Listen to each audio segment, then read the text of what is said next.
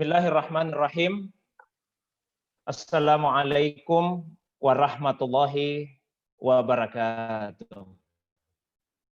Alhamdulillah wa syukrulillah wa la hawla wa la quwata illa billah.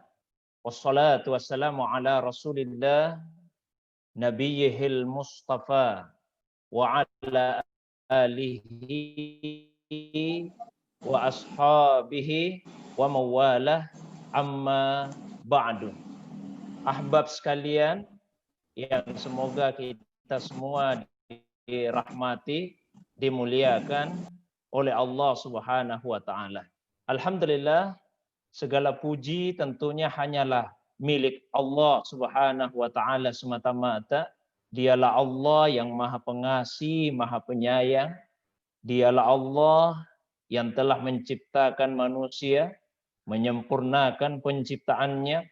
Dia pula lah Allah Subhanahu wa taala yang paling mengetahui tabiat manusia.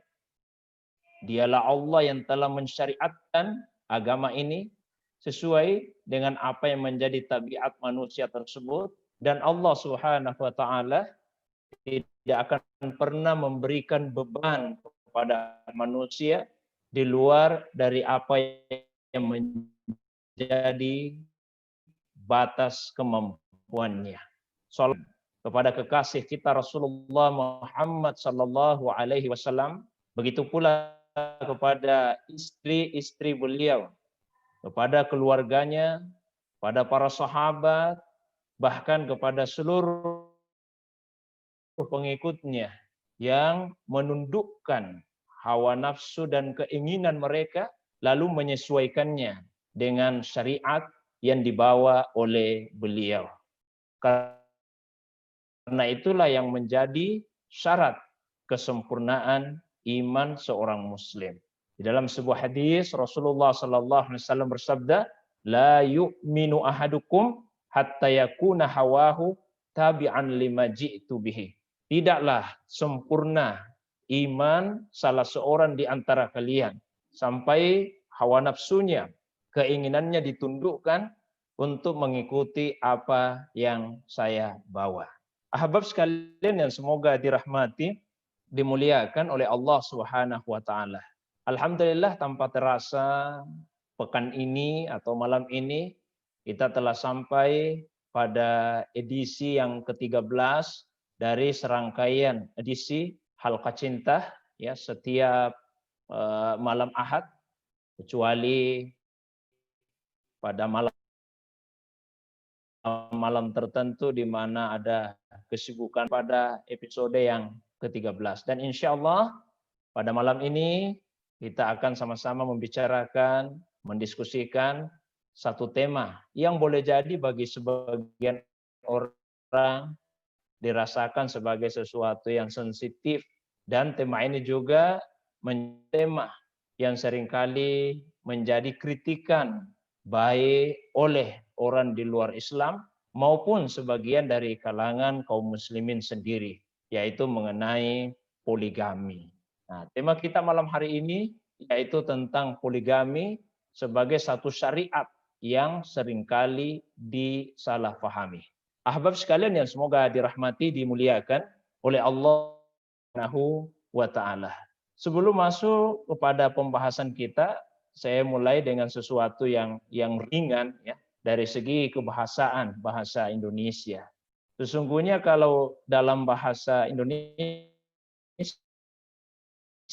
itu bisa kita cek di KBBI, Kamus Besar Bahasa Indonesia, bahwa istilah poligami itu sesungguhnya lebih umum daripada istilah yang kemudian populer bagi banyak orang. Karena poligami dalam Kamus Besar Bahasa Indonesia maknanya adalah satu sistem perkawinan yang membolehkan seseorang untuk mempunyai pasangan lebih dari satu. Nah, ini berlaku baik bagi laki-laki maupun bagi perempuan. Nah, tapi kemudian populernya dalam penggunaan keseharian, ya, bahwa poligami itu lebih spesifik dikhususkan kepada laki-laki yang mempunyai istri lebih dari satu. Padahal sesungguhnya secara bahasa, ini bahasa Indonesia, bahwa yang dinamakan dengan poligami itu adalah sistem pernikahan yang membolehkan seseorang mempunyai pasangan hidup lebih dari satu, baik laki-laki ataupun perempuan. Nah, kalau kemudian sistem pernikahan yang membolehkan khusus laki-laki untuk mempunyai istri lebih dari satu itu dari segi bahasa Indonesia disebut dengan poligini. Poligini. Sementara kalau seorang perempuan yang mempunyai suami lebih dari satu, maka itu disebut dengan poliandri. Jadi sebetulnya poligami itu maknanya umum. Nah, salah satunya adalah poligini. Tapi tidak ada persoalan dari segi bahasa karena populernya ya dalam pemahaman banyak orang ya poligami itu khusus untuk laki-laki yang mempunyai istri lebih dari satu. Dan secara agama memang itu saja yang dibolehkan lebih dari ringan saja sebelum kita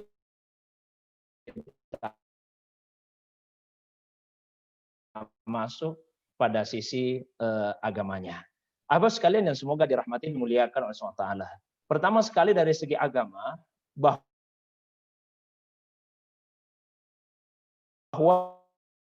Islam itu ya dalam penetapannya bukanlah yang pertama kali atau menetapkan dari awal tentang poligami ini.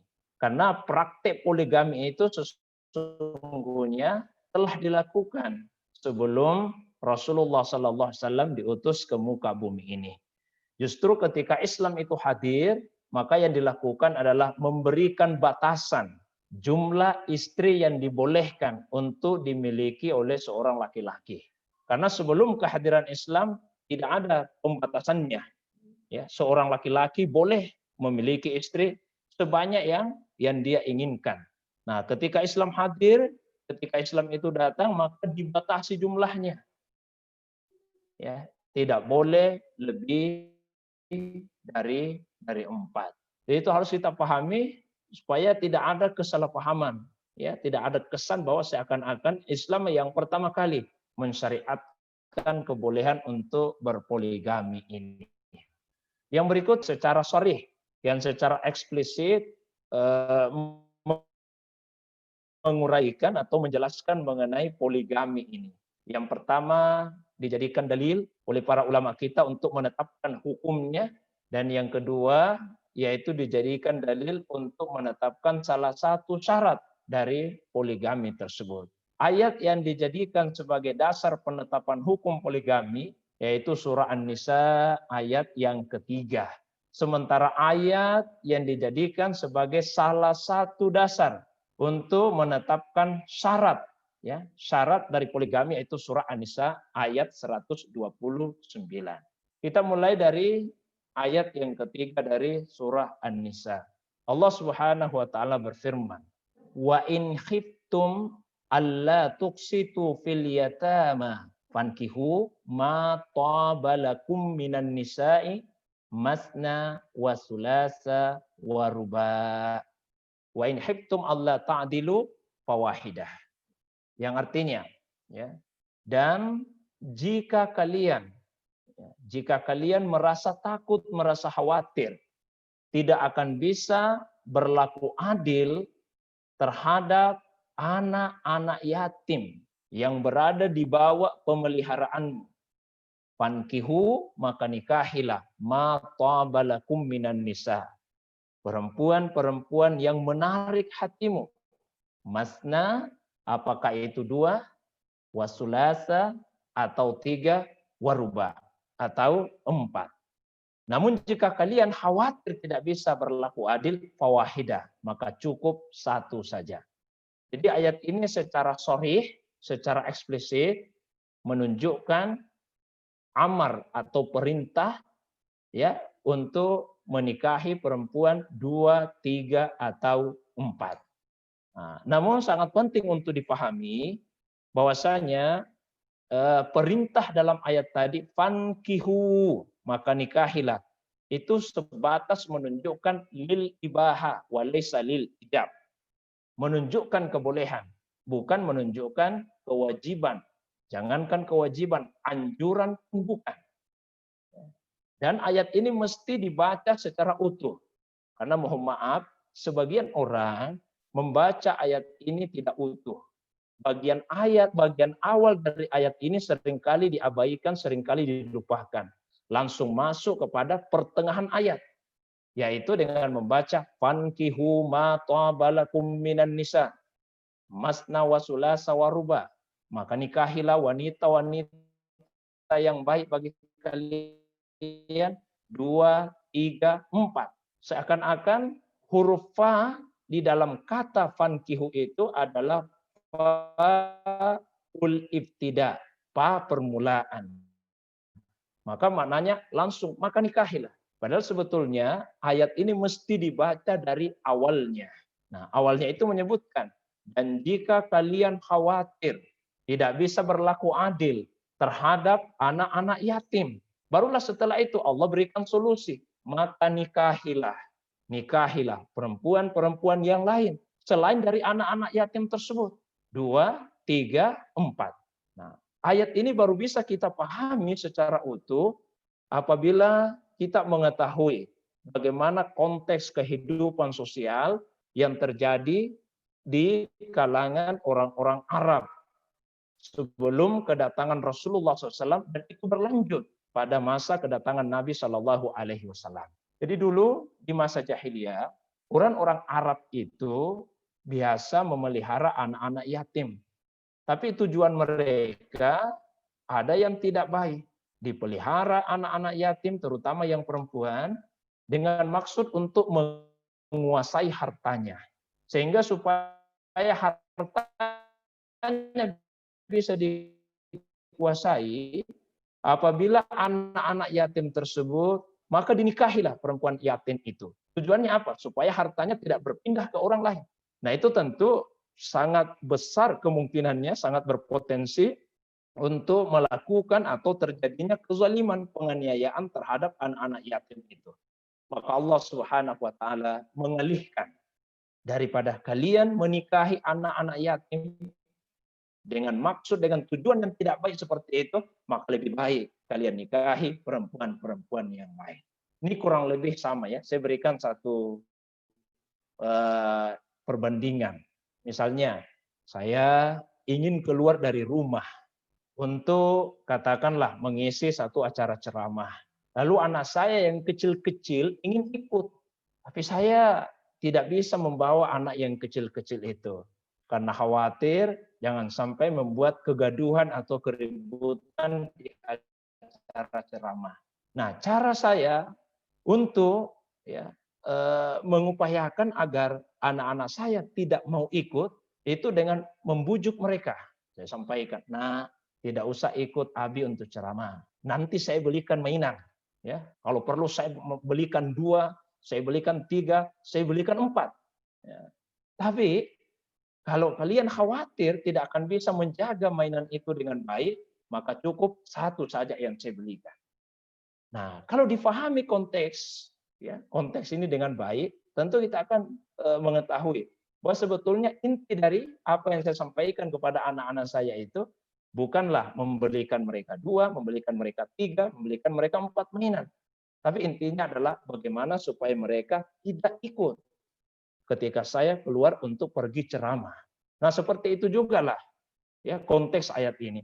Jadi sebetulnya inti ayat ini adalah mengarahkan orang-orang Islam supaya mereka tidak melakukan praktek seperti orang-orang Arab jahiliyah yang menikahi anak-anak yatim tapi dengan tujuan untuk menguasai hartanya sehingga tidak berpindah kepada orang lain. Maka Allah Subhanahu wa taala seakan-akan mengatakan, "Sudahlah daripada kalian menikahi anak-anak yatim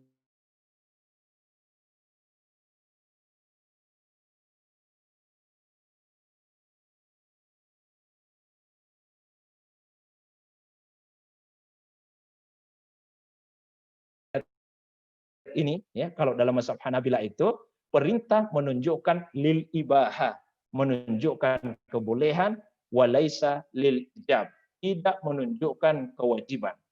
Nah, tapi sekaligus juga ayat ini menunjukkan bahwa seorang muslim mukhayyar, ya, dia diberikan pilihan.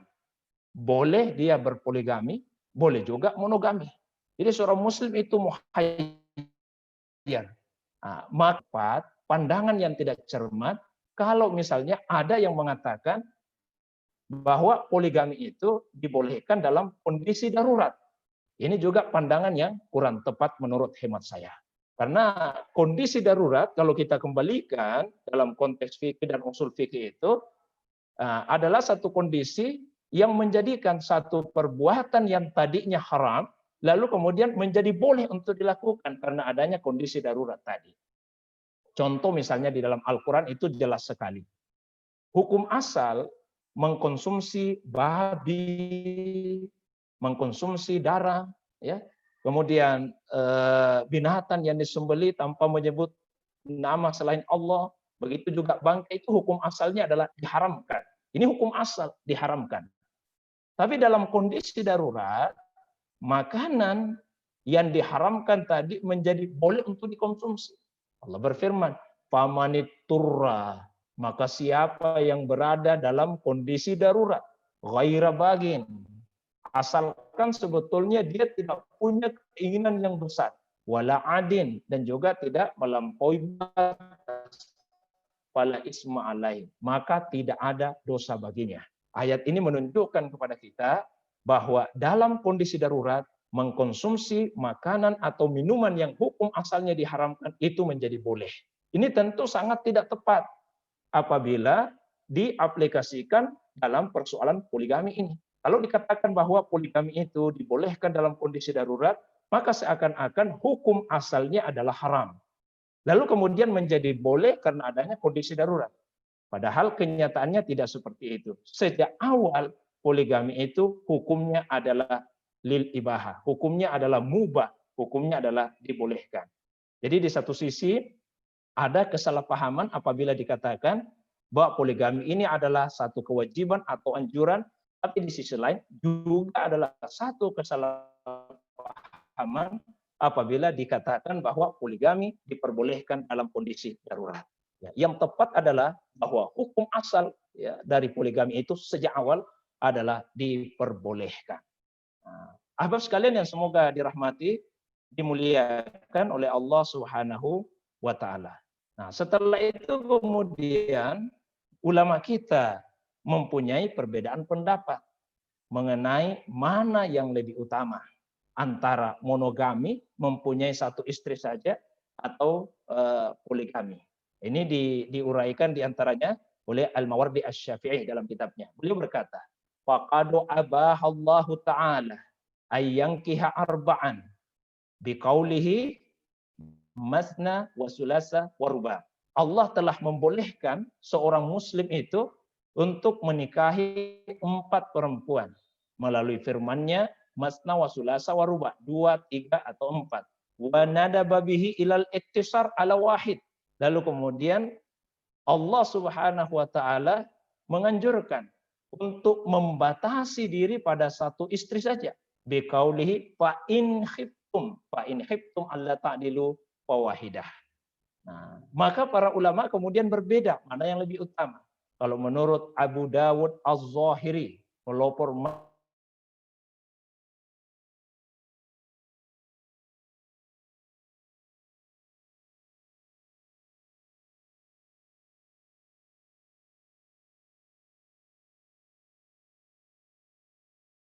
Az-Zahiri.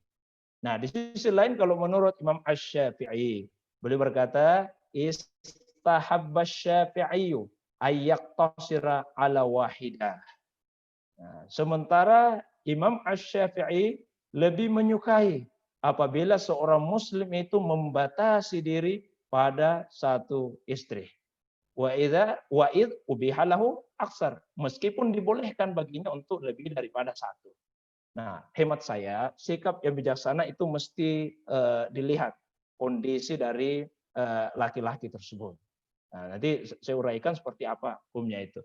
Ibnu Qudamah juga misalnya mengatakan, Ibnu Qudamah ini seorang ahli fikih yang menganut atau mengikuti mazhab Hanabilah. Jadi beliau juga mengatakan al-aula alla yazida ala imra'atin wahidah. Jadi kata beliau yang lebih utama yaitu tidak mempunyai istri lebih dari satu. Jadi ini memang dua pandangan di kalangan ulama kita. Hemat saya mesti perlu dirinci, dan para ulama kita memang sebagian membuat rincian-rincian mengenai hukum dari poligami tersebut. Setelah hukum asalnya adalah mubah, nah tapi hukum ini bisa berubah menjadi wajib, bisa berubah menjadi sunnah. Kalau dihukumi sunnah berarti lebih utama untuk berpoligami. Bisa juga hukumnya berubah menjadi makruh. Kalau dihukumi makruh berarti lebih utama untuk monogami. Nah, bisa juga bahkan menjadi haram. Kalau haram berarti tidak boleh poligami sama sekali. Kapan poligami itu menjadi wajib hukumnya? Dia menjadi wajib apabila laki-laki tersebut khawatir. Ya, dia khawatir. Kalau dia tidak menikah lagi, maka dia bisa terjerumus ke dalam perzinahan. Karena katakanlah misalnya istrinya tidak mempunyai hasrat seksual atau tidak mampu untuk memenuhi hasrat seksual dari suaminya. Nah, sementara laki-laki ini mempunyai hasrat seksual yang cukup tinggi. Dia khawatir kalau tidak menikah lagi itu bisa membuat dia terjerumus dalam perzinahan. Dan dia punya dugaan kuat bahwa dia bisa adil terhadap istri-istrinya. Bagi laki-laki yang seperti ini wajib atasnya untuk berpoligami. Menjadi sunnah apabila hanya sekedar dia menduga kuat bisa adil, tapi tidak ada kekhawatiran. Kalau misalnya dia tidak berpoligami akan terjerumus ke dalam perzinahan. Karena relatif hasrat seksualnya bisa terpenuhi cukup dengan satu istri saja. Tapi dia menduga kuat bahwa dia bisa adil sekiranya dia punya istri lebih dari satu. Nah, kemudian hukumnya bisa berubah menjadi makruh bagi orang yang ragu akan kemampuannya untuk berlaku adil. Nah, jadi ketika ada seorang laki-laki yang sudah mempunyai seorang istri dan dia ragu, apabila ia menikah lagi, dia tidak akan bisa berlaku adil, maka makruh baginya untuk berpoligami. Nah, berdasarkan apa? Berdasarkan hadis Nabi SAW, beliau bersabda, da ma yaribuka ila ma la yaribuk. Tinggalkan apa yang meragukanmu dan beralihlah kepada apa yang tidak meragukanmu. Jelas dalam hadis tadi Rasulullah SAW memerintahkan supaya seorang muslim meninggalkan hal-hal yang meragukannya. Maka ketika seorang laki-laki merasa ragu akan kemampuannya untuk bersikap adil jika ia punya istri lebih dari satu, lebih baik baginya untuk mencukupkan dirinya pada seorang istri saja. Nah, bahkan menjadi haram bagi seseorang yang menduga kuat tidak akan mampu untuk adil. Bukan lagi sekedar ragu, tapi dia sudah menduga kuat atau bahkan yakin dia tidak akan bisa berlaku adil. Misalnya karena dia orang yang miskin atau lemah ya kemampuan seksualnya, dan dia khawatir jika ia menikah lagi akan mendatangkan bahaya baik bagi dirinya ataupun bagi istri-istrinya. Ini didasarkan kepada hadis Nabi SAW yang berbunyi, la darara wala dirara. La darara wala dirara. Tidak boleh membahayakan diri sendiri dan juga tidak boleh membahayakan orang lain. Ahbab sekalian yang semoga dirahmati, dimuliakan oleh Allah Subhanahu wa taala. Kemudian tersisa juga ya pendapat tadi dari Abu Daud yang saya sebutkan di awal bahwa beliau menjadikan praktek Nabi Shallallahu alaihi wasallam yang berpoligami itu sebagai alasan yang menunjukkan bahwa poligami lebih utama. Tapi perlu kita catat bahwa Rasulullah SAW dalam kehidupannya itu juga pernah monogami, hanya punya satu istri saja. Dan itu lebih lama beliau alami. Beliau menikah dengan Khadijah pada umur 25 tahun. Dan sampai umur 50 tahun, istri beliau hanya satu orang saja, itu Khadijah. Jadi kurang lebih 15 tahun beliau hanya punya satu orang istri. Sampai Khadijah wafat. 1 tahun setelah Khadijah wafat, barulah Rasulullah SAW menikah. Setelah itu beliau kemudian berpoligami. Jadi hanya kurang lebih 12 tahunan saja. Ya, sementara selama 15 tahun beliau hidup secara monogami. Jadi kalau dikatakan bahwa poligami itu adalah sunnah Rasul, monogami juga adalah sunnah Nabi Shallallahu Alaihi Wasallam. Nah, ditambah lagi kita mesti mencermati bahwa poligami yang dilakukan oleh Rasulullah Shallallahu Alaihi Wasallam itu di dalamnya terdapat banyak hikmah, banyak pelajaran. Istri-istri Rasulullah Shallallahu Alaihi Wasallam sebagian besar adalah janda-janda, bahkan sebagian adalah janda yang sudah tua. Ya, hanya satu saja istri beliau yang masih perawan, yaitu Aisyah. Sementara istri-istri Nabi yang lain itu adalah janda-janda. Misalnya Khadijah sebagai istri pertama beliau, ya, di mana Rasulullah menikah dengan Khadijah kurang lebih 15 tahun dan hanya itu saja istrinya, satu, dinikahi oleh Nabi ketika umur beliau 40 tahun. Lalu Sauda binti Zam'ah.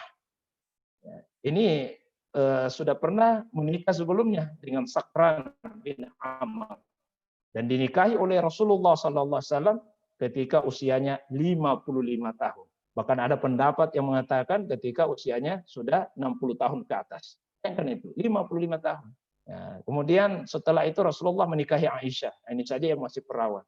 Dinikahi oleh Nabi umur 6 tahun, tapi kemudian baru serumah dengan Rasulullah SAW ketika umur 9 tahun. Lalu yang berikutnya Hafsah, ya, putri dari Umar, sahabat beliau, dinikahi oleh Nabi SAW umur 19 tahun. Tapi beliau juga adalah seorang janda. Beliau adalah istri dari Khunais bin Huzaifah yang meninggal dalam satu peperangan. Kemudian ada lagi istri Nabi yang lain itu Zainab, ya, binti Khuzaimah, seorang janda juga dari Abdullah bin Jahash, ya, sahabat Rasulullah SAW yang wafat dalam perang Uhud. Dinikahi oleh Nabi umur 30 tahun. Begitu juga Ummu Salamah, umur 29 tahun. Adalah janda dari Abu Salamah. Kemudian Zainab binti Jahsh, umur 35 tahun. Janda dari Zaid bin Harisah, seorang sahabat yang pada awalnya diadopsi, diangkat oleh Rasulullah SAW sebagai anak angkat beliau. Sebelum itu dilarang oleh Allah Subhanahu Wa Taala. Kemudian ada Juwairiyah, ya, juga seorang janda dinikahi oleh Nabi SAW umur 20 tahun. Ada Ummu Habibah dinikahi oleh Nabi SAW umur 40 tahun. Itu diantara istri-istri Rasulullah Sallallahu Alaihi Wasallam. Jadi sebagian besar adalah janda. Hanya satu saja istri Nabi yang masih perawan, yaitu Aisyah radhiyallahu anha. Nah, ini pun tidak boleh dijadikan dasar untuk menyatakan bahwa menikahi janda itu lebih baik daripada menikahi gadis. Meskipun dalam prakteknya Rasulullah SAW lebih banyak menikahi janda daripada menikahi gadis atau menikahi perawan. Tapi secara kaul, secara ucapan, Rasulullah SAW menganjurkan untuk menikahi gadis. Rasulullah SAW pernah bersabda, "Alaikum bil abkar." Hendaklah kalian menikahi perawan-perawan. Ya, fa innahunna, karena mereka itu a'zabu afwahan, lebih segar, ya, lebih wangi bau mulutnya. Nah, kemudian wa antaqur rahman, dan lebih bersih rahimnya. Ya. Wa arda bil yasir, dan lebih ridha dengan pemberian yang sedikit. Nah, itu secara qaul jelas Nabi SAW menganjurkan untuk menikahi perawan. Bahkan diceritakan bahwa suatu hari Rasulullah SAW bertanya kepada sahabat beliau Jabir bin Abdullah, "Jabir, ya, barangkali kamu sudah menikah?" Kata Jabir, "Benar ya Rasulullah." Terus Nabi tanya, "Bikran atau sayyiban?" Perawan atau janda ya Jabir? Kata Jabir, "Sayyiban ya Rasulullah." Janda ya Rasulullah. Maka Rasulullah SAW kemudian bertanya, "Halla bikran?" Mengapa bukan perawan yang kamu nikahi? Tulaibuha wa tulaibuka. Ya, supaya kamu bisa bercanda, bermain-main, bermesraan dengannya, dan dia juga bisa melakukan hal yang sama denganmu. Jadi pertanyaan Rasulullah ini menunjukkan keutamaan untuk menikahi perawan dibandingkan dengan janda. Namun Jabir kemudian memberikan alasan. Kata Jabir, "Ya Rasulullah, saya punya banyak saudara-saudara perempuan. Maka saya ingin supaya ada yang bisa mengurusi mereka. Kalau gadis yang saya nikahi, barangkali mereka tidak akan bisa melakukan itu. Karena itu saya kemudian menikahi seorang janda yang usianya lebih daripada saudara-saudara perempuan saya. Sehingga bisa, ya, membantu saya untuk mengurusi saudara-saudara perempuan saya itu." Nah, ini ahbab yang dirahmati, dimuliakan oleh Allah Subhanahu wa Ta'ala. Kemudian yang berikutnya kita kembali kepada persoalan poligami ini. Ayat yang kedua selain tadi ayat yang ketiga di surah An-Nisa itu adalah An-Nisa ayat 129. Di ayat tersebut Allah SWT berfirman, "Walan tastati'u an ta'dilu bainan nisa'i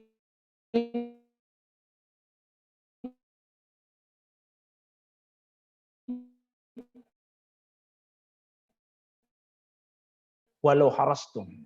Kalian tidak akan pernah sanggup anta'dilu bainan nisa, untuk berlaku adil di antara istri-istrimu. Walau harastum, meskipun kalian punya keinginan besar, berusaha sekuat tenaga, tapi tidak akan pernah untuk adil. Fala tamilu kullal mail, maka janganlah kalian cenderung kepada seorang istri dengan sepenuh kecenderungan. Watazaruha kal mu'allakah, sehingga membiarkan istri yang lain seperti terkatung-katung atau tergantung-gantung. Nah, ayat ini juga seringkali disalahpahami oleh sebagian orang, ya, karena ayat ini sering dijadikan sebagai alasan bahwa poligami itu tidak diperbolehkan. Cara penarikan kesimpulannya seperti ini. Allah Subhanahu wa taala memerintahkan agar orang yang tidak mampu untuk adil supaya membatasi diri pada satu istri saja di An-Nisa ayat 3 tadi. Lalu kemudian di An-Nisa ayat 129 ini Allah sendiri yang menyatakan bahwa sebesar apapun keinginan seseorang, sekuat apapun tenaga yang dikerahkan, dia tidak akan pernah adil. Lalu disimpulkanlah, oh itu artinya poligami itu tidak diperbolehkan karena syarat keadilan tidak akan pernah terwujud. Ini adalah penarikan kesimpulan yang keliru, ya, penarikan kesimpulan yang keliru. Mengapa demikian? Saya jelaskan dulu ya secara terperinci mengenai aturan-aturan tentang poligami ini. Jadi seperti yang saya sampaikan di awal, Islam itu bukan menetapkan poligami ini sebagai sesuatu yang baru. Karena sebetulnya sudah ada kaidah umumnya. Kata Ibnu Rus dalam kitabnya Bidayatul Mujtahid, ittafaqal muslimun ala jawasi nikahi arba'atin minan nisa'i ma'an. Ya, semua orang Islam itu sebetulnya bersepakat akan bolehnya seorang laki-laki menikahi 4 perempuan secara bersamaan. Namun tentu ada aturan-aturannya. Nah, di antara aturannya satu, tadi dalam ayat itu jelas tidak boleh lebih dari 4 dalam satu waktu. Ya, jadi tidak boleh lebih dari 4 dalam satu waktu. Sehingga An-Nisa ayat 3 itu mesti dipahami 2 atau 3 atau 4. Tidak boleh lebih dari 4. Karena ada juga yang keliru memahami ayat ini yang mengatakan 2 tambah 3 tambah 4 berarti boleh 9 seperti Rasul. Bahkan ada yang lebih fatal lagi. Masna itu artinya 2, 4. Lalu 3, 6. Kemudian 4, 8. Ya, berarti bisa sampai 18. Ada yang memahami seperti itu. Tapi pemahaman ini terbantahkan dengan melihat hadis-hadis Nabi SAW yang berfungsi sebagai bayan terhadap Al-Quran. Ada beberapa sahabat yang sebelum masuk Islam punya istri lebih dari 4. Seperti misalnya ada sahabat yang bernama Ghilan As-Thaqafi. Kemudian ada sahabat yang bernama Qais, ada Naufal. Ghilan ini istrinya 10. Qais istrinya 8. Ketika mereka masuk Islam, maka Rasulullah SAW kemudian memerintahkan, ikhtar minhunna arba'an. Wa farik sairahunna. Ikhtar minhunna arba'an. Pilih di antara istri-istrimu itu 4 saja. Jadi 10 istrimu Ghailan, pilih 4 saja. 8 istrimu Qais, pilih 4 saja. Wa farik sairahunna. Lalu ceraikanlah yang selain 4 orang itu. Berarti maksimal hanya 4 dalam satu masa. Ya, jangan juga keliru dipahami bahwa seakan-akan hanya boleh menikah 4 kali, tidak, dalam satu masa. Artinya kalau misalnya ada seorang laki-laki punya 4 istri, lalu kemudian satu istrinya meninggal, dia boleh untuk menikah lagi. Atau ada seseorang yang punya 4 istri, lalu dia ceraikan satu istrinya, dia boleh menikah lagi. Jadi 4 itu dalam satu masa. Kemudian persyaratan yang berikutnya, tidak boleh memadu seorang perempuan dengan perempuan lain yang tidak dibolehkan di dalam agama. Seperti misalnya 2 orang perempuan yang bersaudara, itu tidak boleh. Dalam Al-Quran jelas. Ketika Allah merinci perempuan yang tidak boleh dinikahi, salah satunya disebutkan wa anta jama'u bainal ukhtain. Tidak boleh menggabungkan 2 perempuan yang bersaudara. Begitu juga di hadis, Rasulullah SAW memberikan penjelasan tambahan bahwa tidak boleh seorang laki-laki memadu seorang perempuan dengan tantenya. Nah, tentu sebaliknya juga begitu. Tidak boleh memadu seorang perempuan dengan keponakannya. Misalnya istri pertamanya si A, lalu kemudian si A ini punya tante si B, dia nikahi, ponakannya nikahi juga tantenya. Nah, itu tidak diperbolehkan di dalam agama. Nah, itu jelas. Aturan-aturan tentang poligami. Yang berikutnya, dalam poligami itu disyaratkan untuk adil. Ya, disyaratkan untuk adil. Tapi persyaratan ini tidak menentukan sahnya poligami. Artinya ketika ada seseorang yang berpoligami lalu dia tidak adil, pernikahannya tetap sah, hanya dia berdosa. Ya. Pernikahannya tetap sah, hanya saja dia berdosa. Nah, keadilan seperti apa yang dimaksud di situ? Ini yang mesti dirinci. Ya. Jadi keadilan yang dimaksud itu dibahas dalam kitab-kitab fikih bahwa yang dimaksud adalah al-qasmu bainaz zaujati fil mabiti wan nafaqah. Yaitu pembagian di antara istri-istri itu dari segi fil mabit, giliran malam, wan nafakah, dan dari segi nafkah. Kita pilih ya. Yang pertama dulu giliran malam. Ya, meskipun tidak selamanya malam, karena ulama juga merinci kalau misalnya laki-laki itu bekerjanya di malam hari dan waktu kosongnya di siang hari. Katakanlah misalnya orang yang jaga malam, atau seorang security yang tugasnya di malam hari, maka yang mesti dia gilir adalah waktu siangnya. Tapi pada umumnya kan orang kerja di siang hari, sehingga bahasa yang digunakan itu adalah mabit, ya, pembagian giliran malam. Nah, untuk giliran malam, menurut mayoritas ulama itu wajib disamakan tanpa peduli ini istri pertama atau istri kedua, wajib disamakan jumlah harinya atau jumlah malamnya. Tanpa melihat apakah istri ini punya anak berapa. Karena ini bukan persoalan anak, tapi ini masalah istri. Itu dari segi giliran malam.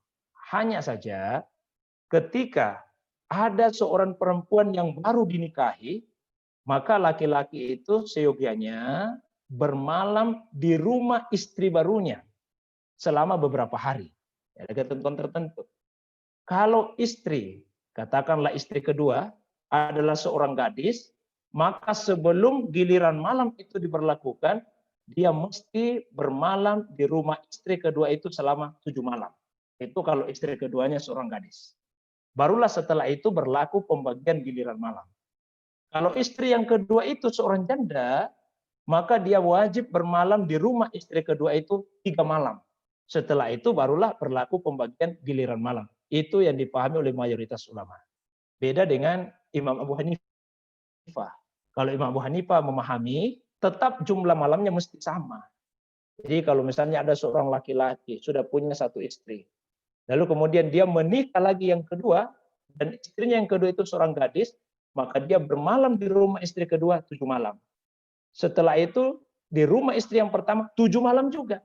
Sehingga sama jumlah malamnya. Barulah setelah itu boleh masing-masing 1 malam.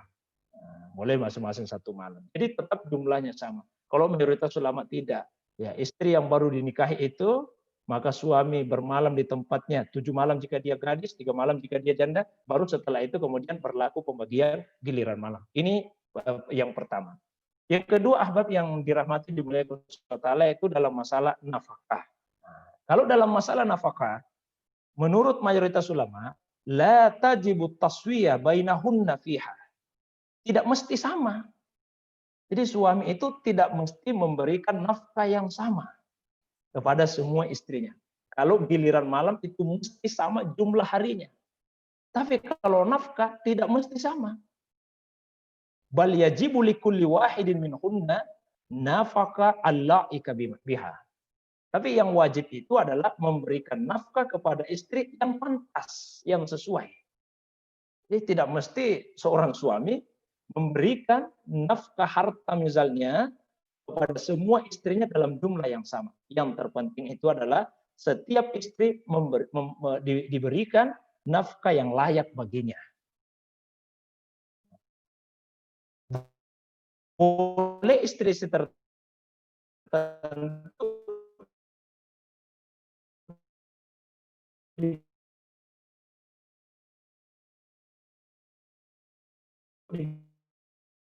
diberikan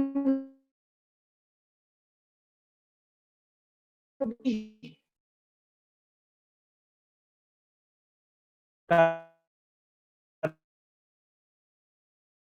itu dianggap sebagai tabarulan, itu adalah adilan sifat asal orang kaya. Kemudian yang kedua, al-hubbul qalbi. Al-hubbul qalbi, rasa cinta yang ada di dalam hati. Wa ma yatarattabu alaihi, dan apa yang menjadi konsekuensi dari rasa cinta itu. Menurut para ulama kita, la tajibul musawatu bainaz zaujain fil hubbil qalbi wa ma yatarattabu alaihi min syahwatin. Jadi tidak mesti sama.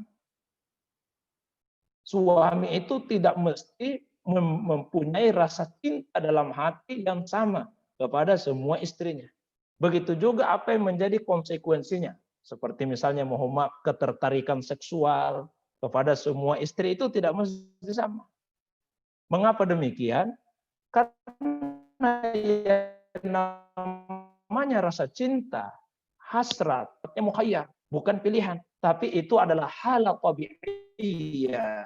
Jadi dia adalah hal tabi'iyah, satu pembawaan yang sifatnya alamiah di dalam diri manusia. Kita tidak bisa memaksakan hati untuk mencintai dua istri atau lebih dari dua itu dengan rasa cinta yang sama. Ya, karena bukan kita yang menentukan cinta tersebut. Ini adalah hal tabi'iyah. Dan jangankan kita ini manusia biasa, Rasulullah Shallallahu Alaihi Wasallam sendiri pun juga tidak mencintai istrinya dengan rasa cinta yang sama. Buktinya apa? Ada doa yang dibaca oleh Nabi SAW di dalam hadis yang diriwayatkan oleh Aisyah, semoga Allah meridai beliau. Nabi SAW pernah berdoa seperti ini, Allahumma inna hadza qasmi fima amlik fala talumni fima amlik wala amlik. Ya Allah, inilah pembagianku pada apa yang saya miliki, yang saya kuasai, yang bisa saya kontrol.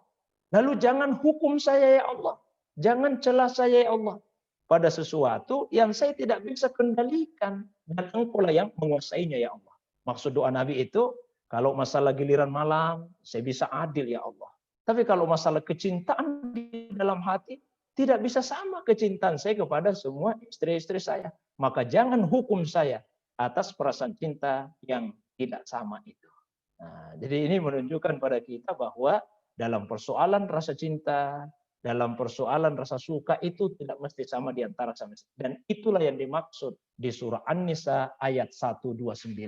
Ketika Allah berfirman, "Walan tastati'u an ta'dilu bainan nisa'i walau harastum." Kalian tidak akan pernah adil seadil-adilnya di antara istri-istrimu meskipun sudah mengupayakan dengan upaya yang maksimal.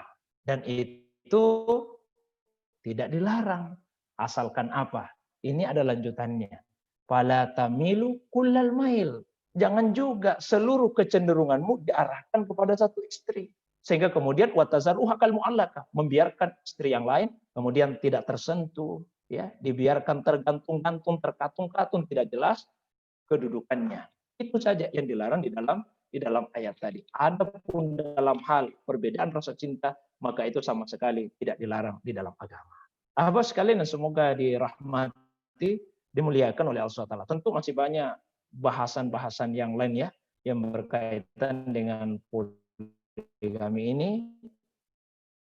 Ya, seperti misalnya, bolehkah ya, seorang istri itu karena dia khawatir jangan sampai dipoligami nanti oleh suaminya, kemudian dia meminta, yang mensyaratkan pada saat akad supaya dia tidak, ya, kalau dia mau poligami. Atau bolehkah seorang istri yang suaminya poligami tanpa memberitahu dirinya, meminta kepada suaminya agar ia diceraikan. Ini persoalan-persoalan lain yang berkaitan dengan poligami ini. Namun sebagaimana biasa, saya berikan pengantar sampai jam 9, dan selebihnya saya berikan kesempatan kepada ahbab sekalian, jika ada hal-hal yang ingin didialogkan, didiskusikan, diperjelas, baik yang berkaitan dengan pengantar tadi, atau masalah agama yang lain, saya persilahkan kepada ahbab sekalian. Demikian untuk sementara dari saya. Assalamualaikum warahmatullahi wabarakatuh.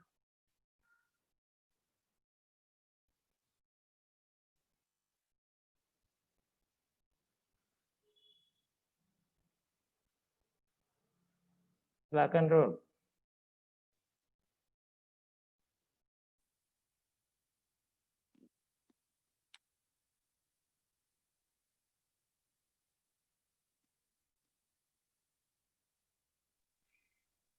Gak keluar suaranya. Herul.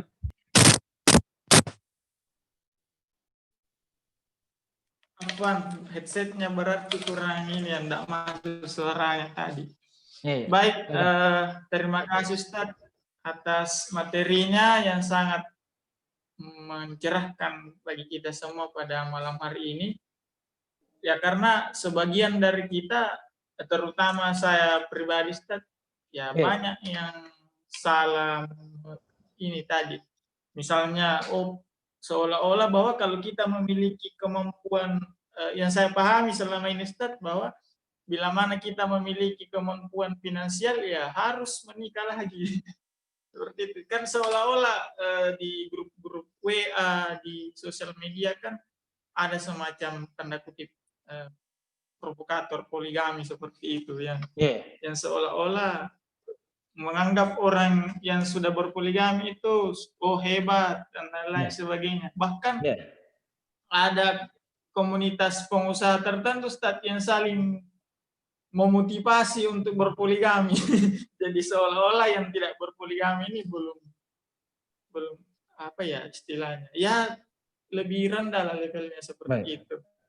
Nah, dan ahbab sekalian, setelah menikah kan rasa-rasanya kalau saya sendiri secara pribadi, agak susah ini untuk berpoligami, untuk membahagiakan, melayani dan menyenangkan satu orang istri saja kan kita memiliki effort yang besar, apalagi seperti yang disampaikan oleh Ustadz tadi, kita harus semaksimal mungkin berlaku adil kepada istri-istri kita.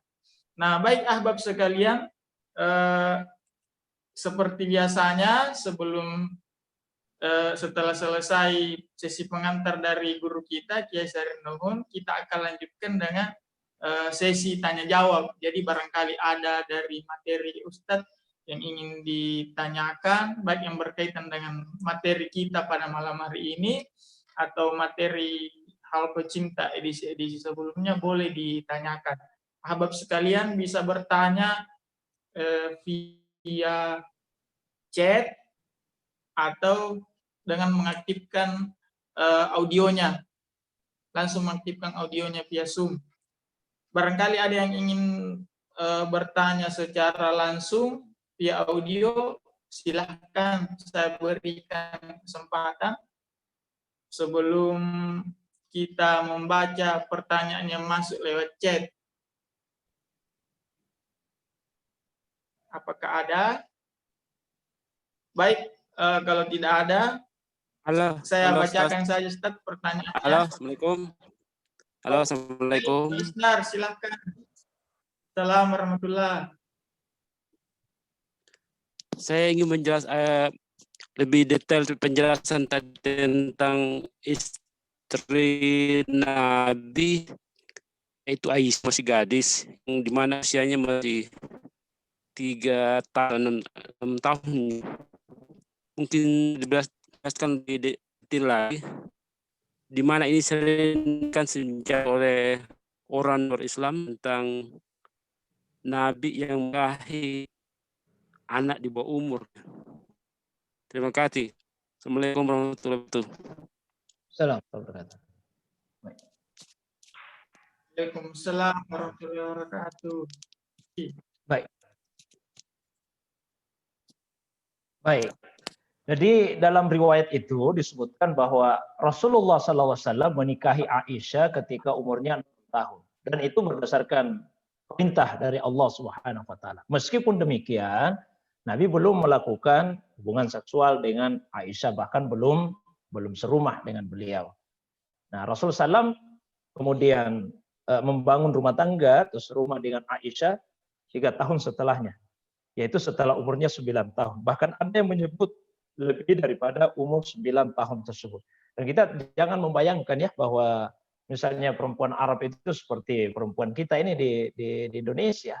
Saya mohon maaf, waktu kuliah di Mesir, biasa kalau naik mobil itu, semua mobil dengan perempuan-perempuan Mesir, yang mereka masih sekolah di SD, kalau kita di Indonesia itu besarnya seperti mahasiswi.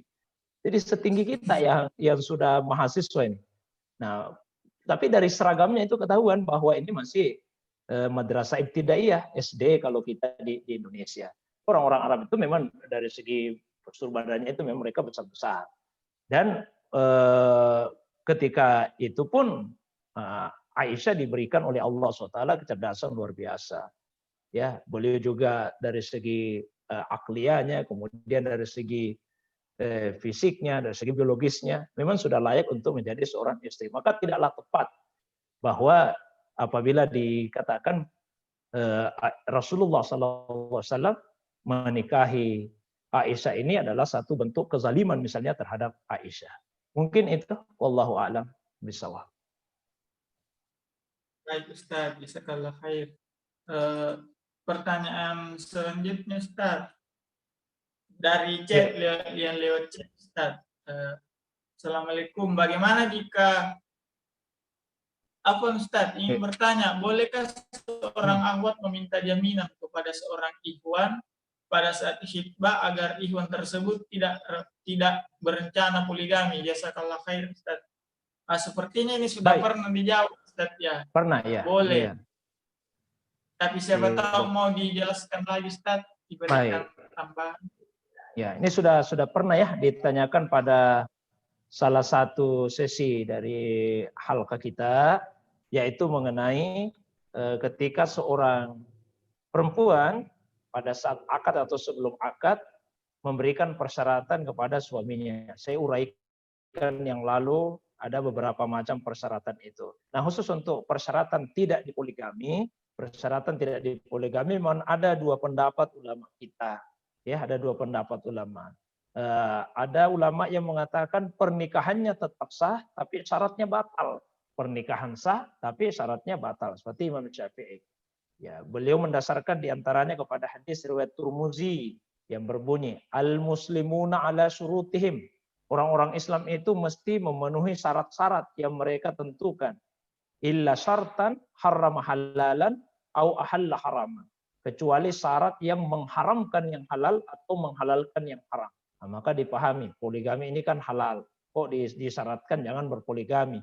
Berarti bertentangan dengan hadis ini. Kemudian yang kedua didasarkan pada hadis yang berbunyi, kullu syartin laisa fi kitabillah fa huwa batil wa in kana mi'ata syartin.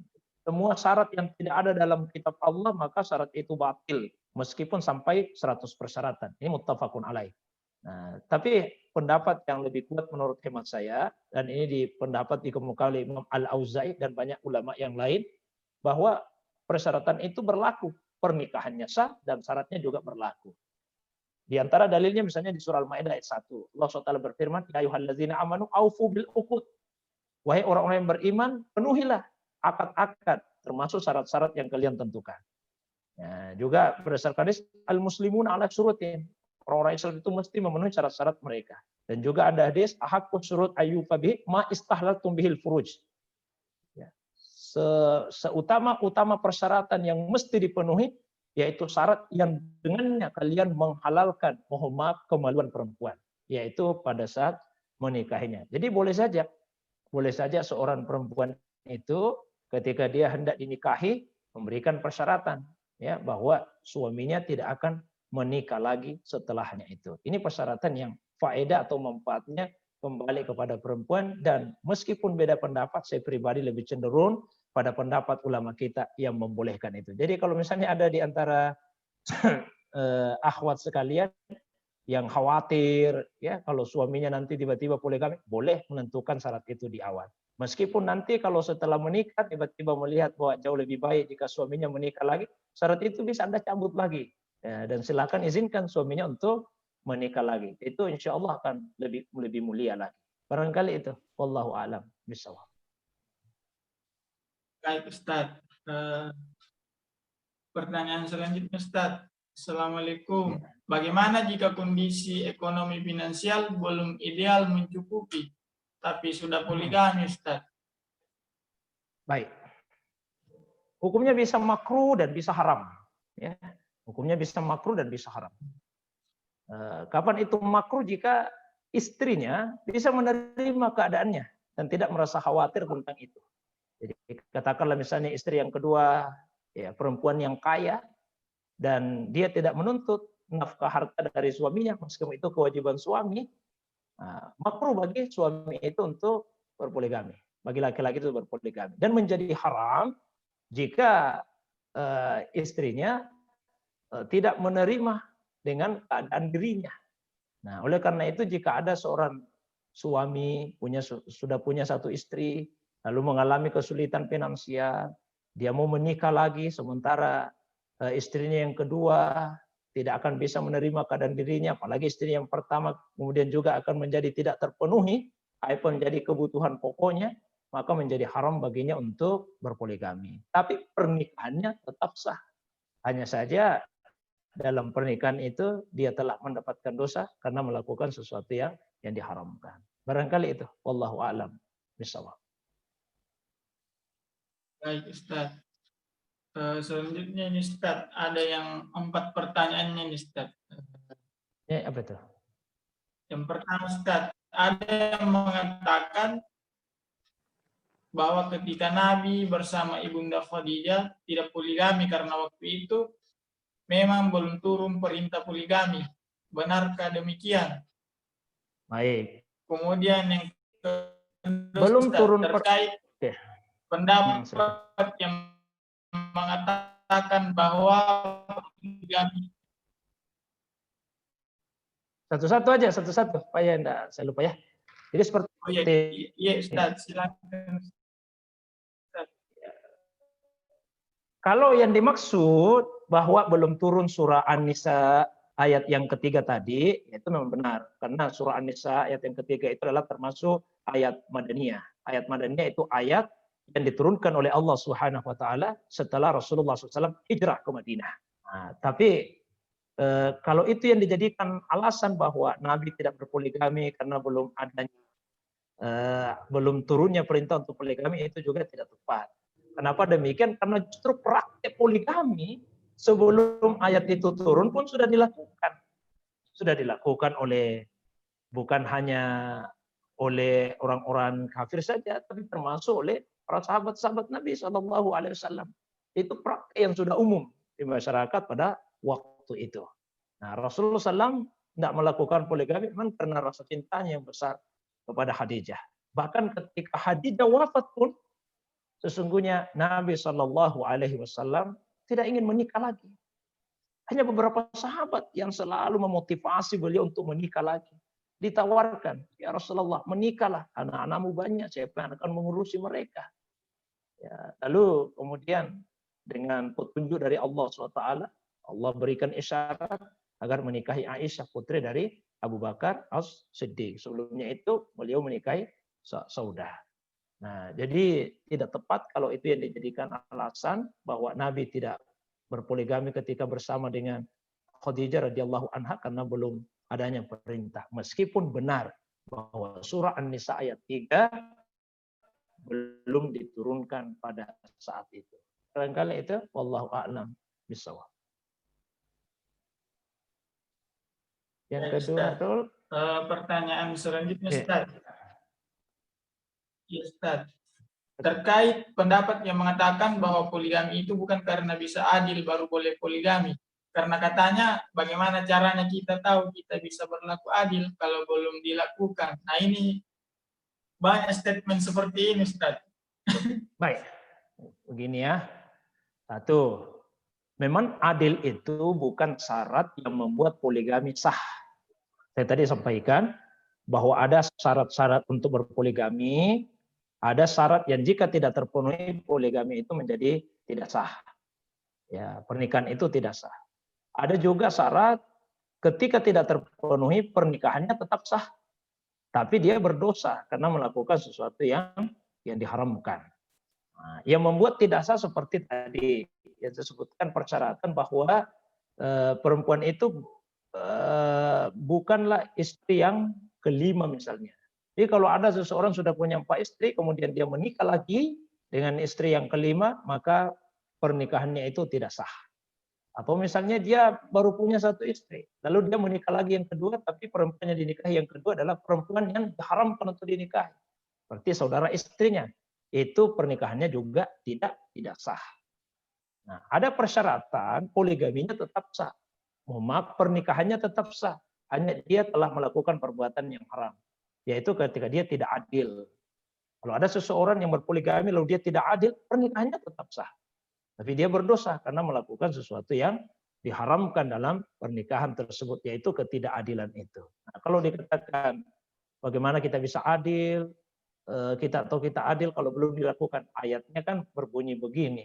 Fa in khiftum alla ta'dilu. Fa in khiftum. Maka jika kalian takut, jika kalian khawatir, alla ta'dilu, tidak akan bisa berbuat adil.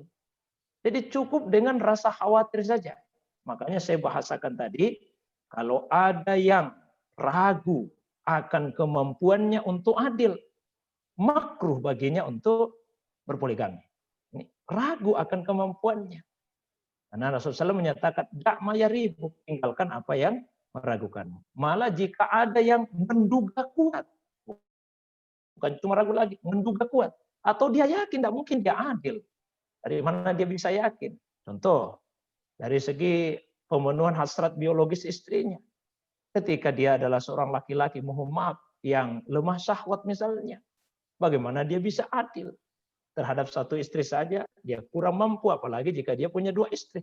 Tidak usah lagi dibuktikan dalam kenyataan. Tidak usah lagi dibuktikan.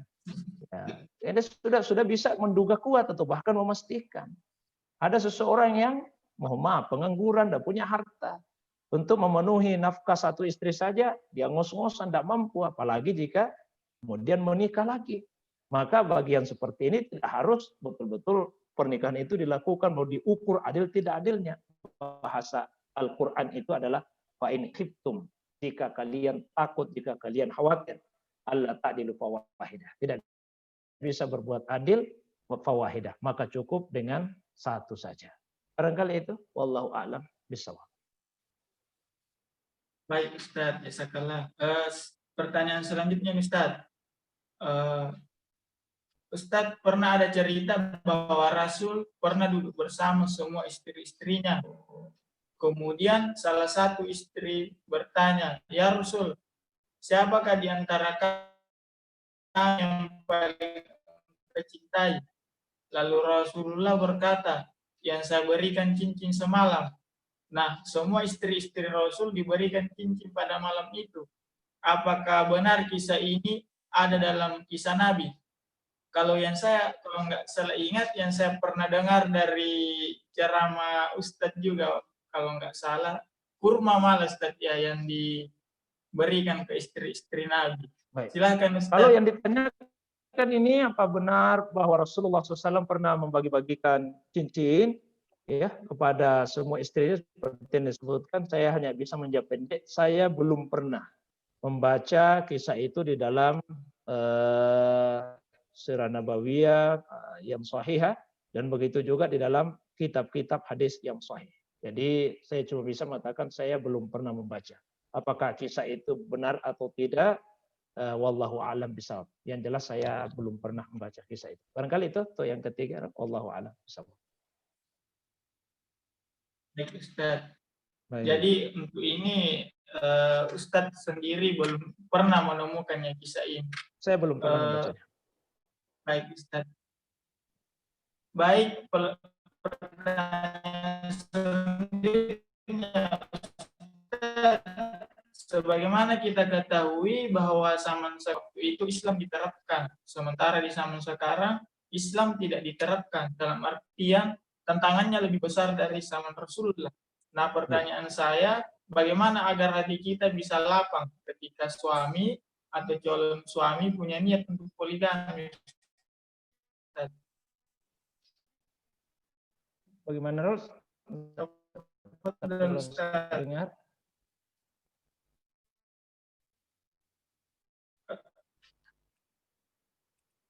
Ini Ustaz,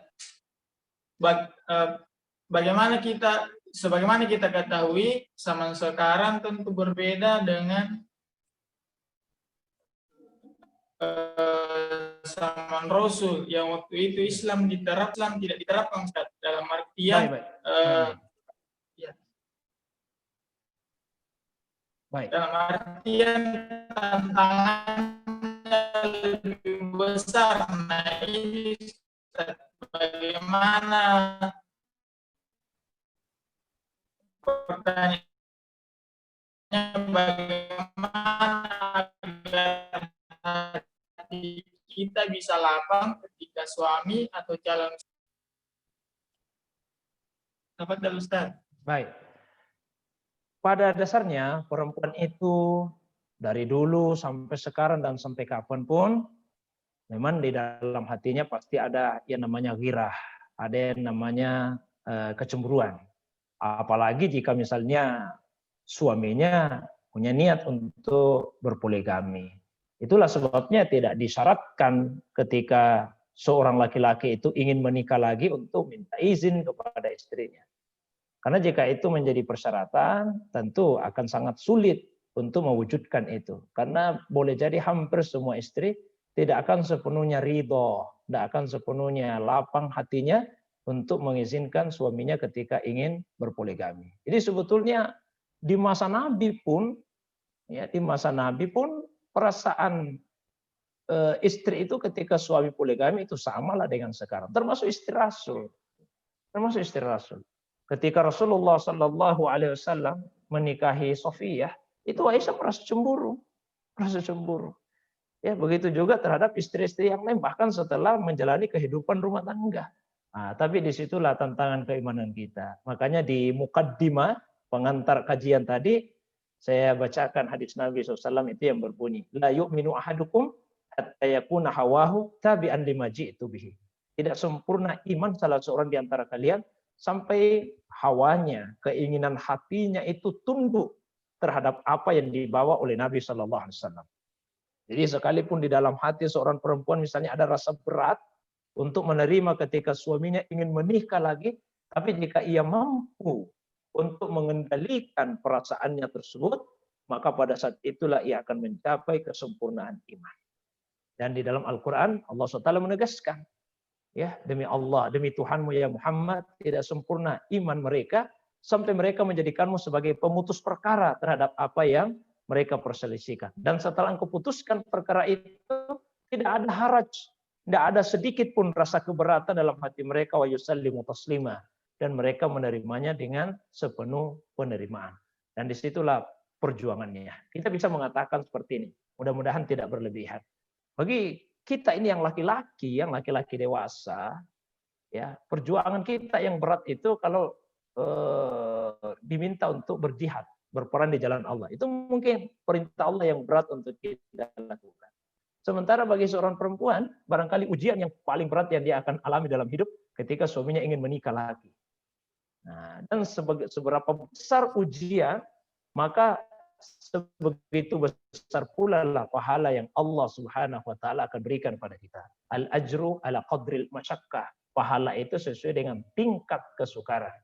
Ya, bagi laki-laki dewasa kalau dia berjihad di jalan Allah, berperan di jalan Allah, pahalanya besar. Ketika seorang istri bisa merelakan suaminya untuk menikah lagi, tentu pahalanya juga akan besar. Nah, bagaimana supaya hati bisa lapang? Ya, kita pahami bahwa hakikatnya tidak ada yang kita miliki. Suami pun hakikatnya bukan milik untuk istrinya. Itu semua titipan dari Allah Subhanahu wa taala.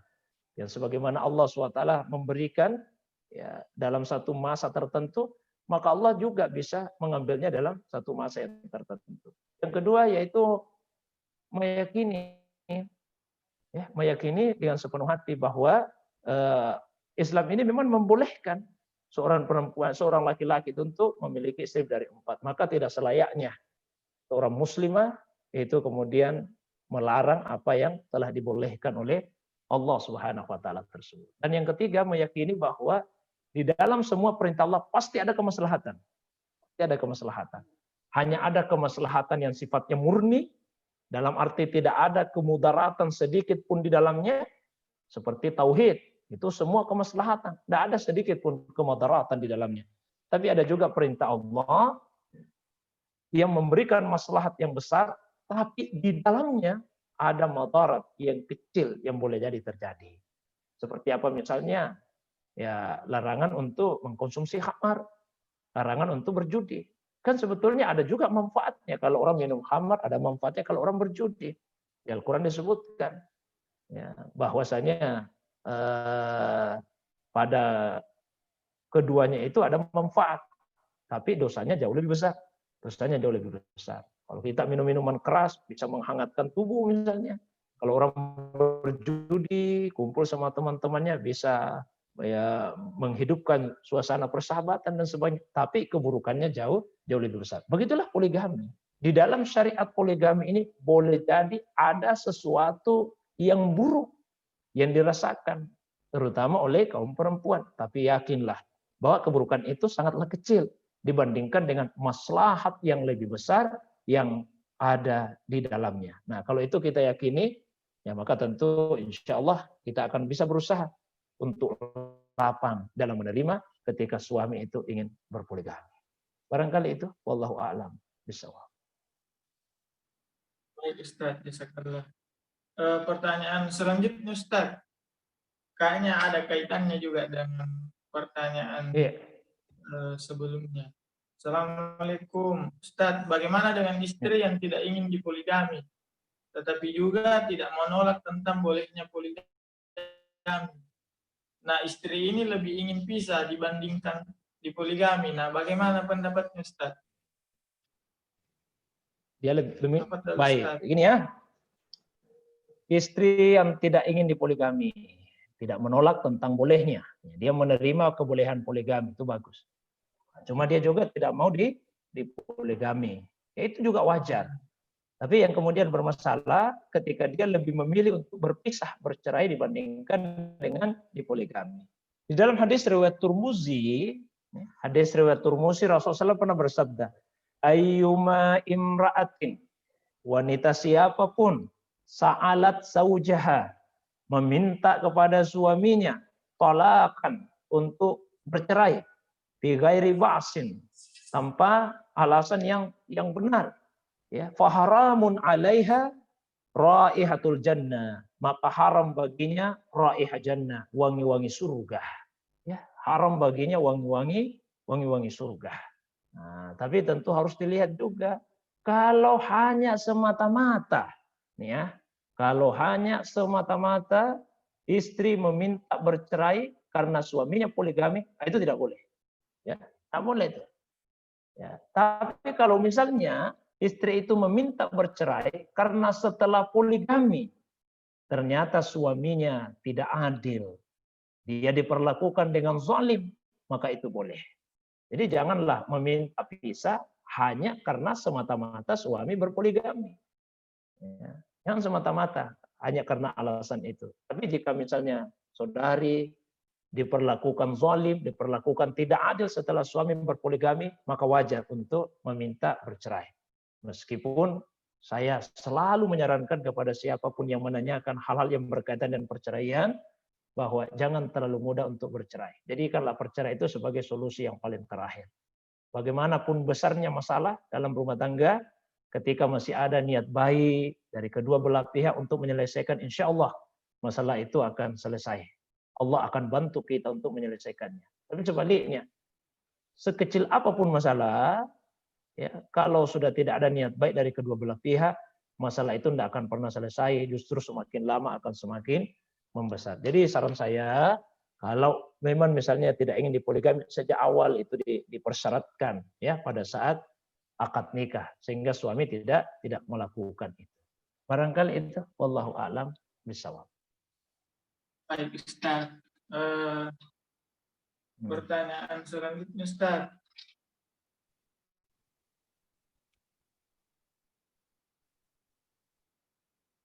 Bagaimana hukumnya Ustaz suami ini Ustaz, kayaknya ini suami yang menikah diam-diam. Bagaimana hukumnya Ustaz suami menikah lagi tanpa sepengetahuan istri pertamanya?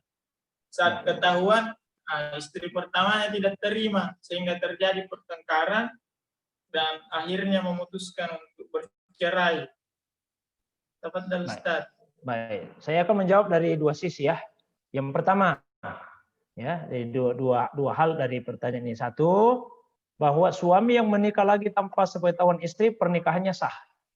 Ya, tidak ada persyaratan bahwa suami itu kalau ingin menikah lagi, laki-laki itu kalau ingin menikah lagi harus memberitahukan kepada istrinya. Ya, jangankan minta izin, memberitahu pun tidak ada persyaratan seperti itu.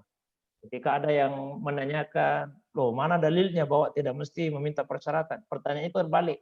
Yang mesti ditanyakan adalah mana yang menunjukkan bahwa harus meminta izin. Ya. Karena hukum asalnya itu tidak minta izin.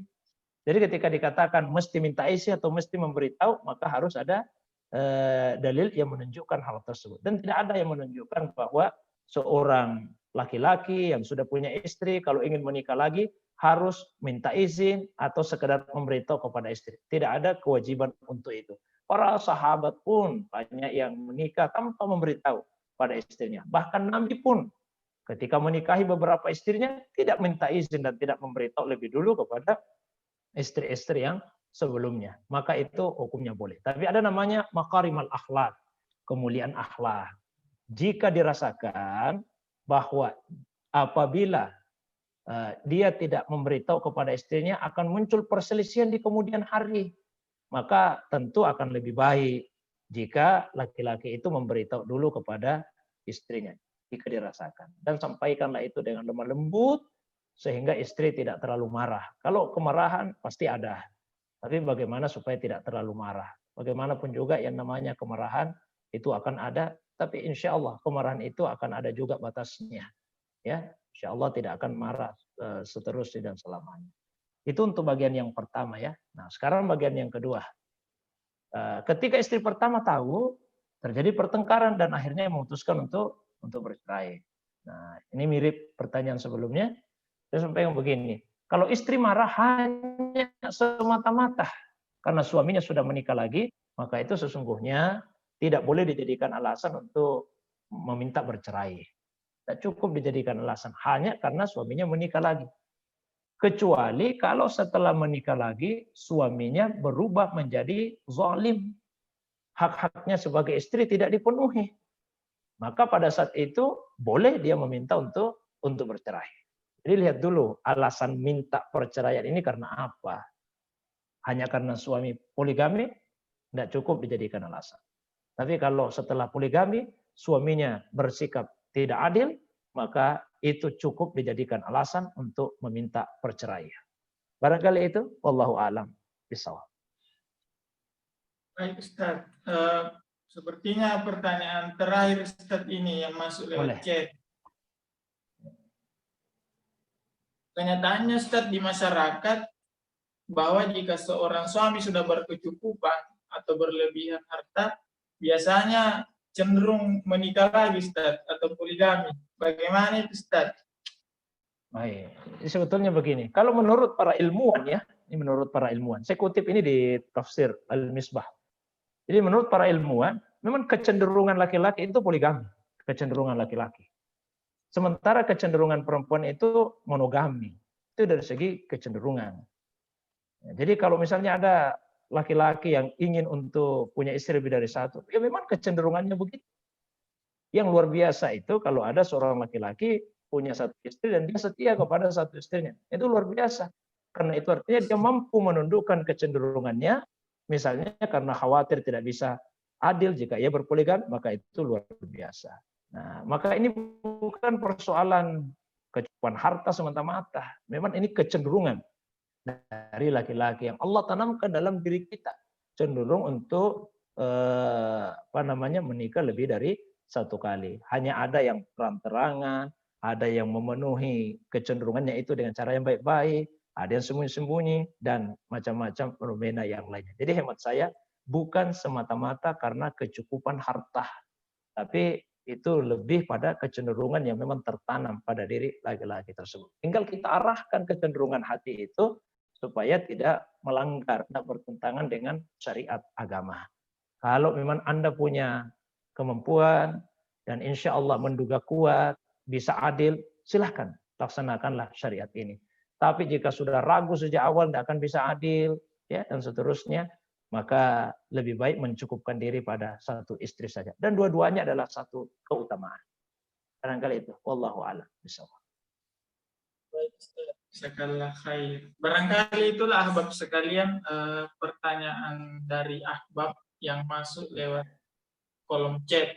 Nah, barangkali kita masih ada waktu, barangkali setiap beberapa menit. Siapa tahu ada yang ingin bertanya langsung lewat audio kepada guru kita, Tafadhal. Izin Ustadz, Assalamualaikum. Waalaikumsalam warahmatullahi wabarakatuh. Silakan Ya. Pak. Mau menanyakan terkait ini Ustadz, bagaimana penjelasannya kalau yang kita ketahui itu kan Nabi mensyariatkan untuk poligami tidak lebih dari 4. Ya, sementara Nabi sendiri itu pada saat yang bersamaan itu lebih dari 4 gitu ya. Ya. Barangkali gimana penjelasannya, kadang menjadi polemik juga gitu ya. Demikian Ustadz, terima kasih. Assalamualaikum. Silakan Ustadz, langsung ditanggapi. Assalamualaikum. Baik. Salam.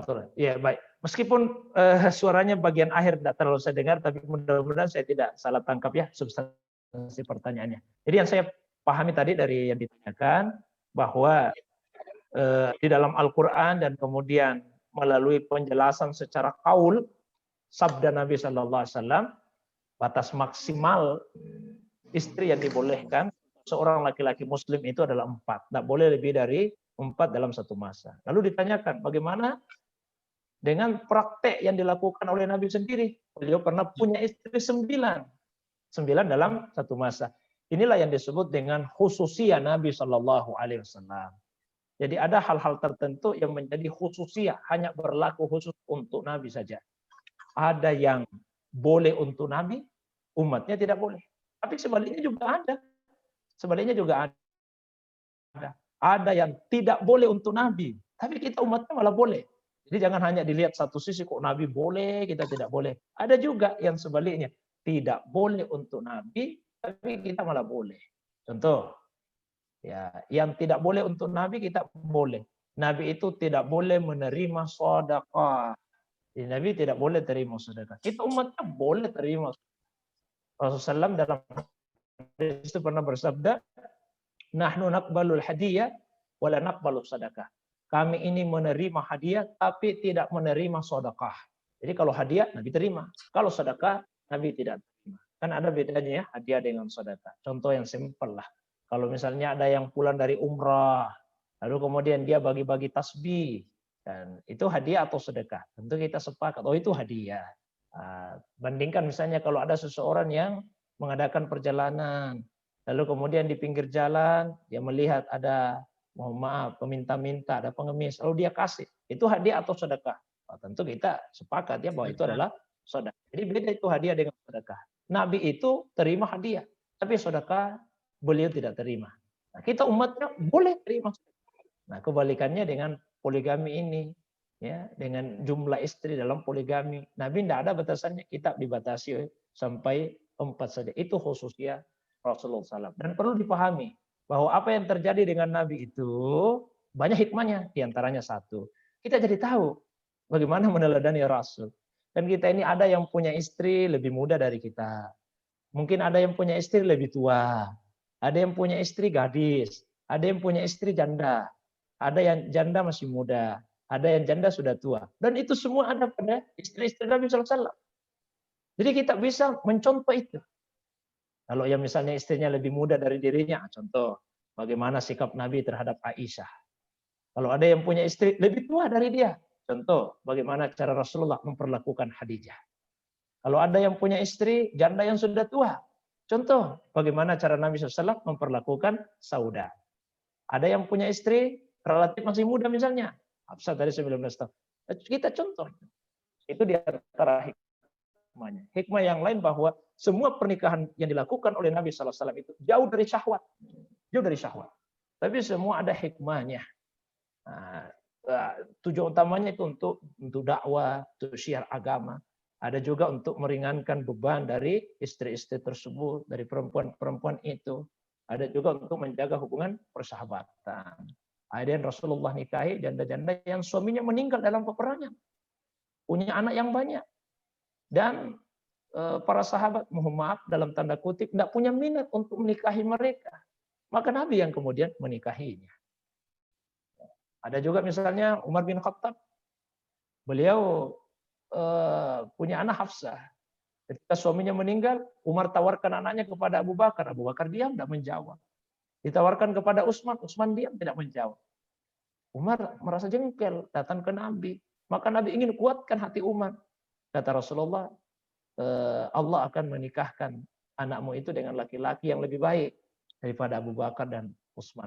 Beliau sendiri yang kemudian menikahnya. Sekaligus untuk keseimbangan. Beliau sudah menikahi putri Abu Bakar, maka beliau juga kemudian menikahi putri dari Umar bin Khattab. Jadi ada hikmah-hikmah di balik dari pernikahan-pernikahan yang dilakukan oleh Rasulullah Sallallahu Alaihi Wasallam. Intinya adalah jumlah istri Nabi SAW itu adalah khususiyah yang hanya berlaku untuk Nabi saja.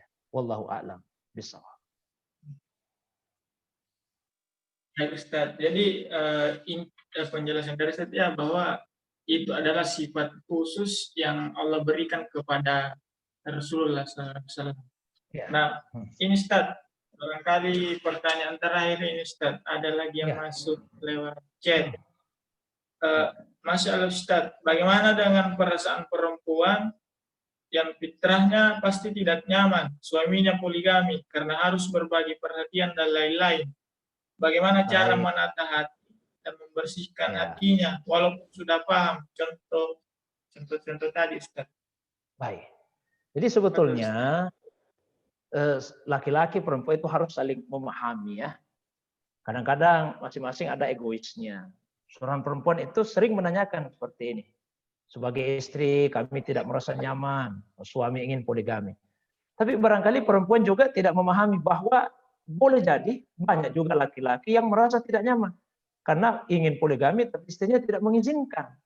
Nah, ya, akhirnya dia juga merasa tidak nyaman, sama-sama tidak nyaman lah. Jadi sama-sama harus menata hati. Nah, kalau untuk yang perempuan, memang fitrahnya, tabiatnya pasti tidak nyaman. Yang namanya kecemburuan itu ada. Nah, gimana cara untuk menata hati itu? Jadi tumbuhkan dalam hati itu kecintaan kepada Allah Subhanahu Wa Taala.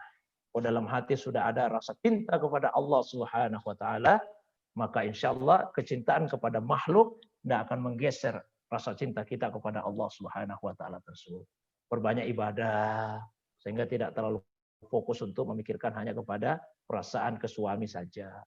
Lalu kemudian sekali lagi yakini bahwa ini syariat Allah, pasti ada maslahat di dalamnya. Meskipun kita merasakan itu tidak nyaman, tapi di dalam ketidaknyamanan itu ada kebaikan. Allah SWT berfirman, wa asa an takrahu syai'an wa huwa khairul lakum wa asa an tuhibbu syai'an wa huwa syarrul lakum wallahu ya'lamu wa antum la ta'lamun. Boleh jadi ada sesuatu yang kamu tidak suka, tapi justru yang kamu tidak suka itulah yang baik bagimu. Dan boleh jadi ada sesuatu yang kamu suka, tapi justru apa yang kamu suka itulah yang buruk bagimu. Wallahu ya'lam wa antum la ta'lamun. Allah yang paling tahu, sementara kalian tidak tahu apa-apa. Saya ingin tambahkan juga begini. Kadang-kadang perasaan tidak nyaman itu muncul bukan hanya karena fitrah, tapi karena faktor eksternal. Karena faktor eksternal juga. Faktor eksternal itu ini masalah kultur, masalah budaya. Kadang di sebagian masyarakat itu ada anggapan kalau suami menikah lagi itu disebabkan istri yang tidak becus mengurus suaminya. Sehingga istri terbebani. Ini kalau suami saya menikah lagi, nanti orang-orang akan berpikir bahwa saya tidak becus, tidak baik melayani suami saya. Padahal tidak mesti seperti itu. Ya, tidak mesti seperti itu. Justru boleh jadi suami itu ingin menikah lagi karena dia merasakan pelayanan yang baik dari istri yang pertama. Satu istri saja sudah nyaman begini, apalagi jika punya dua istri misalnya. Jadi kita baliklah itu. Ini persoalan kultur. Kalau masalah kultur, janganlah persoalan budaya itu kemudian kebiasaan di masyarakat, pandangan masyarakat itu kemudian mengalahkan ketaatan kita, ketundukan kita kepada syariat agama ini. Insya Allah hidup kita di dunia sebentar saja. Insya Allah kalau kita tunduk kepada syariat Allah SWT, maka kebahagiaan di akhirat akan menantikan. Kita juga laki-laki seperti itu, Pak. Ya, meskipun kita tidak nyaman karena merasa, saya ingin poligami dan sepertinya mampu untuk adil, tapi kok istri tidak mengizinkan, tidak mengikhlaskan untuk itu. Kita belajarlah untuk mengendalikan keinginan kita dan tidak apa-apa kita merasa cukup dengan satu istri, kita bahagiakan itu, insya Allah Allah Subhanahu wa Ta'ala akan memberikan kepada kita di surga istri-istri yang lebih banyak lagi daripada istri yang kita inginkan di dunia ini. Ya, barangkali itu, wallahu a'lam bishawab. Baik Ustaz, biasa kalau alhamdulillah itulah beberapa pertanyaan ya ahbab sekalian yang sudah dijawab oleh guru kita.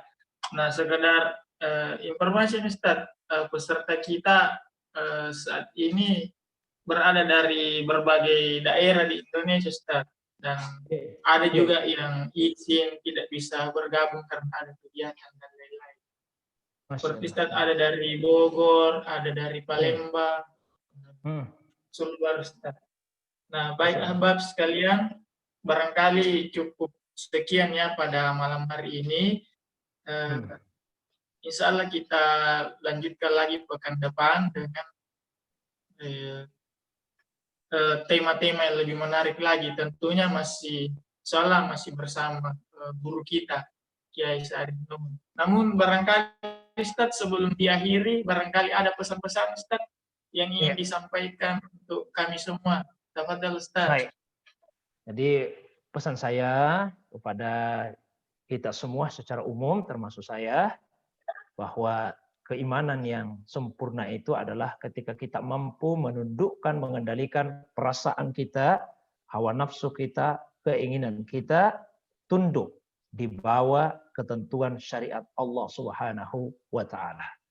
Kemudian secara khusus bagi para laki-laki yang sudah punya istri, ya, termasuk saya, ketika ada keinginan untuk berpoligami ditimbang dengan baik-baik maslahat dan madarat yang bisa ditimbulkannya. Jika kita menduga kuat bahwa maslahatnya akan lebih besar, maka silahkan kita menempuh itu. Tapi jika kita menduga kuat bahwa madaratnya akan jauh lebih besar, maka lebih baik kita kesampingkan keinginan tersebut dan kita menjaga istri yang Allah Subhanahu wa Ta'ala sudah karuniakan kepada kita. Kemudian untuk para perempuan yang sudah punya suami, jika suaminya ingin menikah lagi, ikhlaskanlah itu. Jika tujuannya baik, caranya baik, dan suaminya memang punya kemampuan untuk itu. Dan bagi yang belum menikah, kalau sejak awal sudah khawatir, tidak apa-apa. Pada saat akad atau sebelum akad itu, berikanlah persyaratan itu kepada suami supaya tidak menjadi masalah di kemudian hari. Dan pada akhirnya suami atau istri itu adalah titipan dari Allah Subhanahu wa Ta'ala. Dengan mudah Allah Subhanahu wa Ta'ala bisa mengambilnya kembali dengan cara apapun yang Dia kehendaki. Maka di dalam hati tidak boleh kecintaan kepada pasangan hidup itu penuh kepada mereka. Yang boleh full kecintaan kita adalah kecintaan kepada Allah Subhanahu wa Ta'ala. Mudah-mudahan rumah tangga kita semua menjadi rumah tangga yang sakinah, mawaddah, warahmah. Demikian, Assalamualaikum warahmatullahi wabarakatuh.